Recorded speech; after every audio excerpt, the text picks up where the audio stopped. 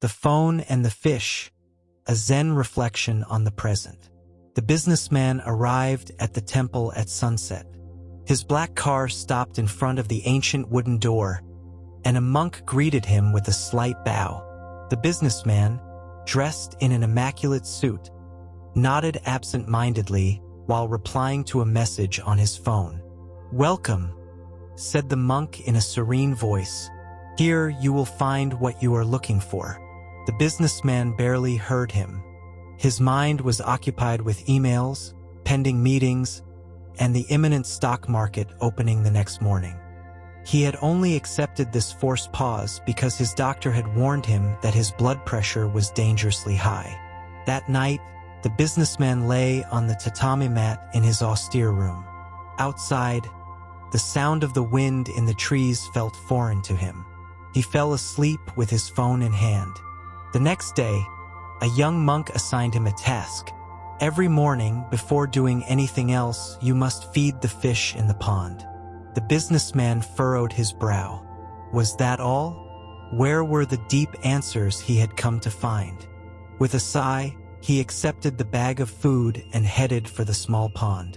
He took out his phone and, while tossing food into the water with one hand, checked his notifications with the other. He didn't look at the fish. He didn't even notice its color or shape. To him, it was just another task on his never-ending to-do list. On the third day, the businessman walked to the pond with the same routine. He threw the food with one hand while responding to urgent messages with the other. His attention was trapped in the screen, on investment charts, on emails that required his immediate response. He didn't see the reflection of the sky in the water. He didn't hear the soft splash of the fish eating. Then it happened. A misstep, a slight carelessness, and his phone slipped from his fingers. In slow motion, he watched as the device spun through the air before sinking into the water with a soft, almost mocking sound. The businessman froze. For a second, his mind filled with panic.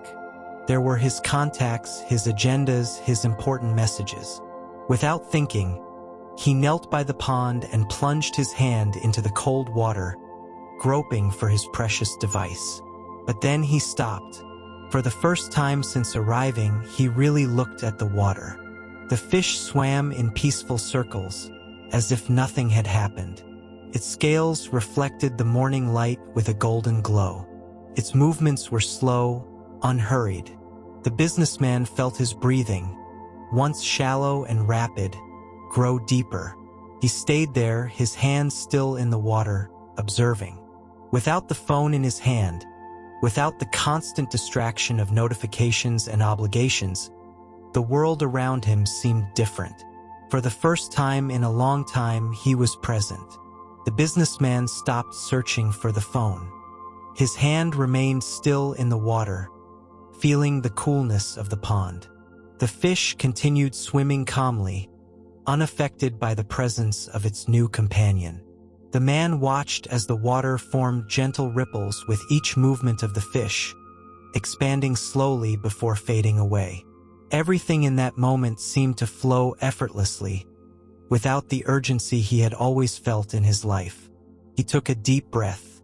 The cold morning air filled his lungs, and for the first time in a long time, he felt truly alive. He sat on the edge of the pond and continued watching the fish, fascinated by its simplicity. He had no meetings, no tasks, he wasn't rushing toward the future or caught in the past. He was simply there in that moment, in that space. The businessman closed his eyes for a moment. He felt the invisible weight he had always carried on his shoulders become a little lighter. When he opened them, he saw his reflection in the water alongside the fish. But something had changed. For the first time in years, he truly saw himself. The young monk appeared silently at his side. "You found your lesson," he said with a slight smile. The businessman didn't respond immediately.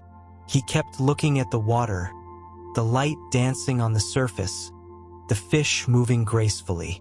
I think I've never really been here," he whispered finally. The monk nodded. Then, perhaps now you've truly arrived. The businessman stayed there by the pond without moving. He had no rush to do anything, to go anywhere.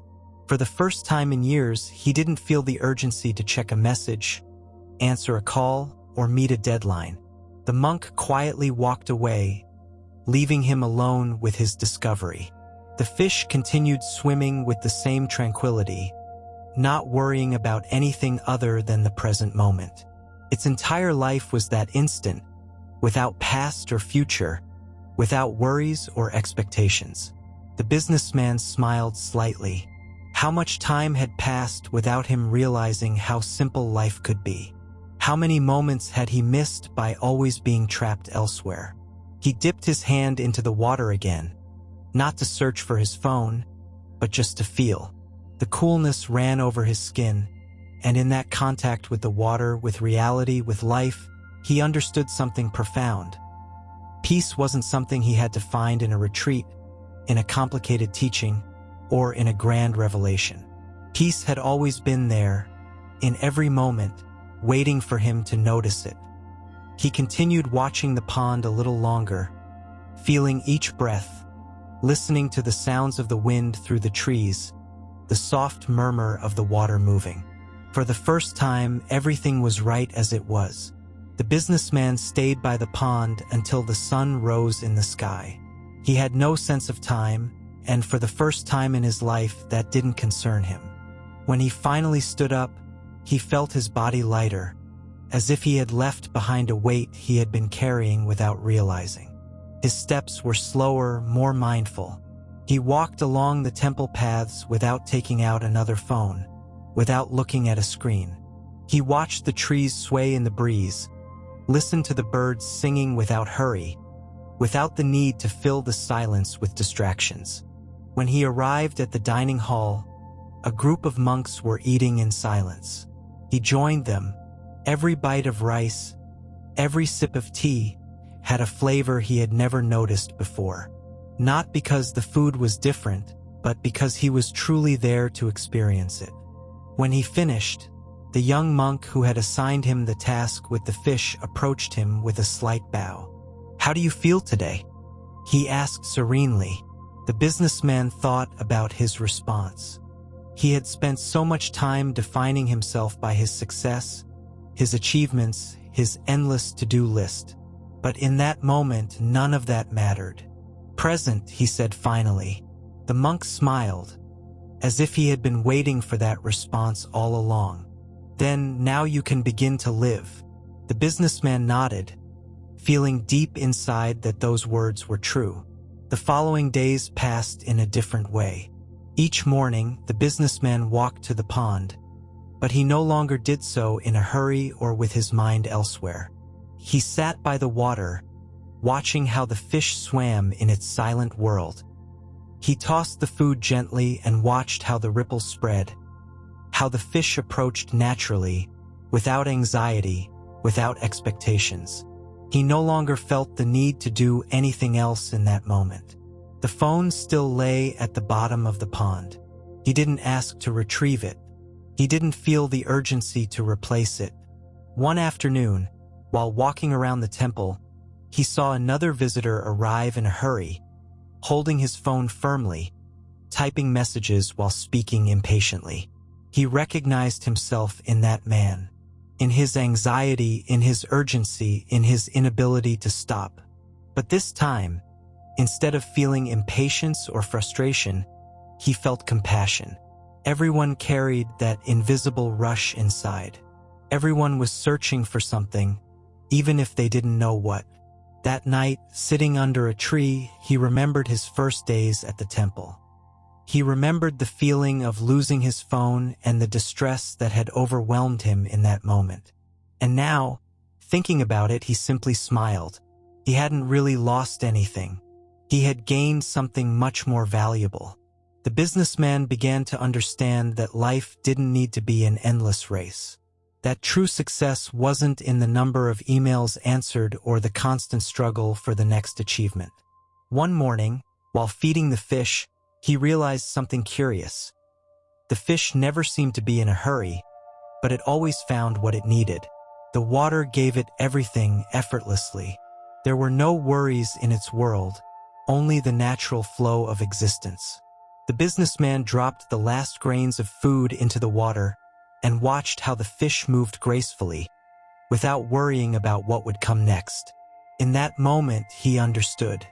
His whole life had been spent chasing something, always looking ahead, without realizing that true peace was in stopping and simply being. He took a deep breath, feeling the breeze on his face, the sun on his skin. It was a simple moment, but in its simplicity, it was perfect. He realized that he was no longer the same man who had arrived at the temple with the phone in his hand and his mind elsewhere. Something inside him had changed. He didn't need anyone to tell him what to do next. He already knew.